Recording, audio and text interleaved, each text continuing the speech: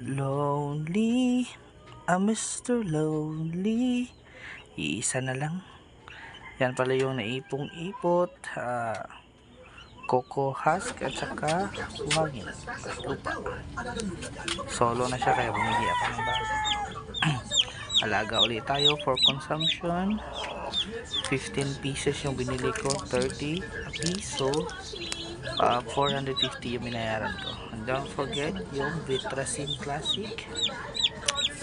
Halo sa tubig. Pagdating nila dito, yan yung pinainom ko. Kaya yung iba, umiinom pa rin. Nasarapan siguro. Proper disposal ng mga plastic natin. May basurahan naman tayo.